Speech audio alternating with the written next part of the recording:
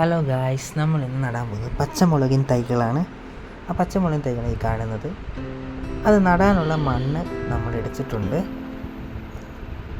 ആ മണ്ണിലേക്ക് നമ്മൾ മിക്സ് ആക്കാനുള്ള ചകിരിച്ചോറും നമ്മൾ എടുത്തിട്ടുണ്ട്.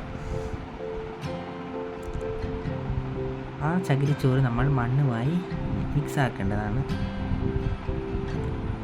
നമ്മൾ ചകിരിച്ചോറ് മണ്ണുമായി മിക്സ് ആക്കുമ്പോൾ നമ്മുടെ പച്ചമുളകിൻ തൈകൾക്ക് നടുമ്പോൾ ആ പച്ചമുളകിൻ തൈകൾ നല്ലതിന് വേരോട്ടം ഉണ്ടാവും. അതുപോലെ തന്നെ നമ്മുടെ മണ്ണിൽ ഈർപ്പം നിലനിൽക്കുകയും ചെയ്യും. ഇത് നല്ലതിന് നമ്മൾ മിക്സാക്കി കൊടുക്കുക. ഇതെല്ലാം മിക്സാക്കി കഴിഞ്ഞിട്ട് വേണം, എല്ലുപൊടിയും വേപ്പുമിണ്ണാക്കും മിക്സാക്കിയ വളമാണിത്. ഇത് നമ്മൾ നമ്മുടെ ചകിരിച്ചോറ് മണ്ണ് മിക്സാക്കിലേക്ക് ഇട്ട് കൊടുക്കുക. ഇത് കുറേശ്ശെ വേണം ഇട്ട് കൊടുക്കാൻ.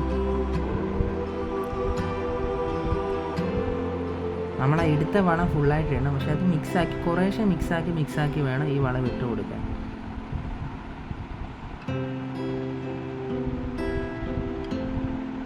നമ്മൾ ഈ വളമെല്ലാം നല്ലേന് മണ്ണുമായി മിക്സാക്കുക.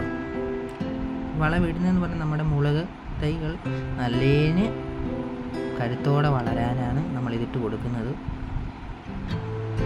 നമുക്കിത് മിക്സാക്കി ഇടുക.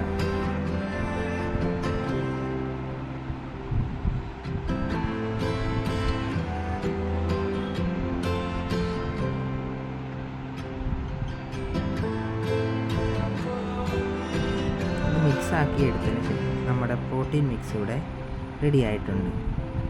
എല്ലാ വളങ്ങളും ചേർന്ന് മണ്ണിവിടെ റെഡി ആയിട്ടുണ്ട്.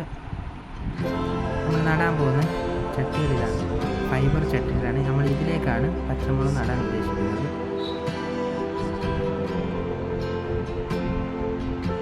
നമുക്ക് മണ്ണ് നിറയ്ക്കാം.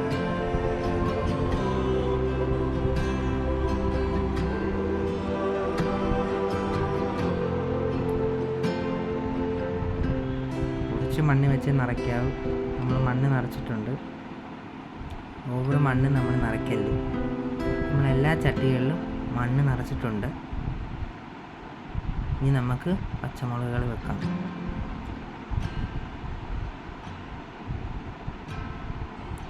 പച്ചമുളക് വെക്കേണ്ട വിധം ഞാൻ ഒത്തിരി ആഴത്തിലും വെക്കല്.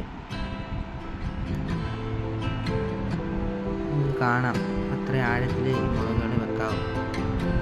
ഓവർ ആഴത്തിൽ വെച്ചാൽ മുളകുകൾ അഴുകി പോകാനുള്ള സാധ്യത കൂടുതലാണ്. നമ്മുടെ വിരലുകൾ കൊണ്ട് തന്നെ ഒന്ന് പ്രസ് ചെയ്ത് കൊടുക്കുക. നമ്മുടെ മൂട് ഉറയ്ക്കാൻ വേണ്ടിയാണ്. ഓവർ പ്രസ് ചെയ്താൽ തൈകൾ ഒടിഞ്ഞു പോകുന്നതായിരിക്കും. അങ്ങനെ അത് കഴിഞ്ഞതിന് ശേഷം ശകലം വെള്ളം സ്പ്രേ ചെയ്ത് കൊടുക്കുക. ഒരാഴ്ച വരെ നമ്മൾ വെള്ളം ഇങ്ങനെ സ്പ്രേ ചെയ്ത് കൊടുക്കണം. അതിനുശേഷം ഒരാഴ്ച സൂഡോമോണസ് കലക്കി നമ്മളിതിനെല്ലാം ഒഴിച്ചു കൊടുക്കണം. സ്പ്രേ ചെയ്ത് കൊടുക്കുന്നത് ഏറ്റവും നല്ലതാണ്. അപ്പം എല്ലാവർക്കും ഈ വീഡിയോ ഇഷ്ടപ്പെട്ടെന്ന് വിചാരിക്കുന്നു. എല്ലാവരും ഇഷ്ടപ്പെട്ടെങ്കിൽ ലൈക്ക് ചെയ്യണം, സബ്സ്ക്രൈബ് ചെയ്യണം.